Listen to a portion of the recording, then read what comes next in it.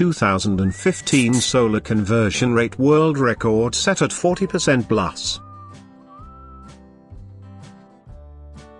It is great news for solar energy consumers, as Australian scientists reported just last month that they had managed to increase the conversion rate of sunlight to electricity. According to Kevin Woodbridge, the researchers at the University of New South Wales managed to boost the conversion rate from the normal 15 to 18% to 40%. Kevin Woodbridge reports that this was accomplished by making efficiency adjustments to the solar panels so that when rays were captured, they were split into 4 different cells. Lead researcher, Professor Martin Green, said that the results were generated through the exploitation of focused sunlight and named the innovation as the Power Cube system. This test was successfully replicated in the US by the National Renewable Energy Lab. The university is hoping that in time, the modifications that were used will be applied to the commercial market, helping to double the amount of electricity people could generate from home solar panels. Kevin Woodbridge points to the current design of solar panels for home use that consist of just one cell. It is believed that by adding more cells to the panels, people will be able to enjoy even higher energy savings and bring down the cost of renewable energy sourcing. The technology is soon to be utilized in the development of photovoltaic power towers in Australia.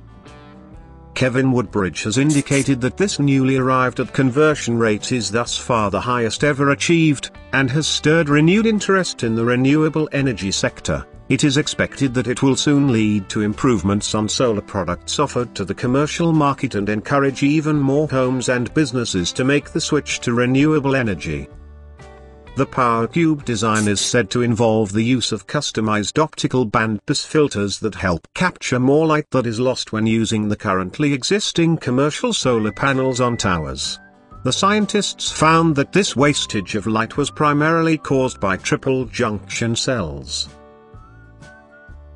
The filters that were introduced, however, managed to split the light that would have been lost into different spectra, and directed this into the silicon cells. According to Kevin Woodbridge, this design is something researchers believe can be applied to the commercial market. The solar towers that are intended to make use of this innovation will rely on an expansive sun tracking mirrors that will reflect the light into central receivers.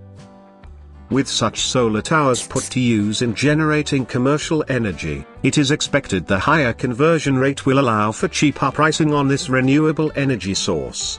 Kevin Woodbridge has indicated that successful application of the Power Cube system in the commercial market will make solar plants capable of generating energy more cost-effectively and efficiently, and reduce reliance on non-renewable sources like oil and coal.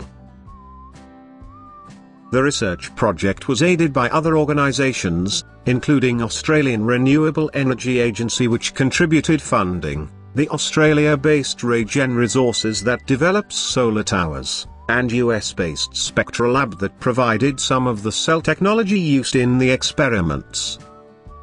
This news comes hot on the heels of reports that recently discovered mineral, perovskite, had managed to equal silicon in terms of efficiency. This news had been well received last year when it was established that perovskite was less costly a material to use in solar cells than the crystalline silicon used in photovoltaic cells. Kevin Woodbridge, however, clarifies that more research still needs to be done to stabilize it for use under wet and extremely hot conditions.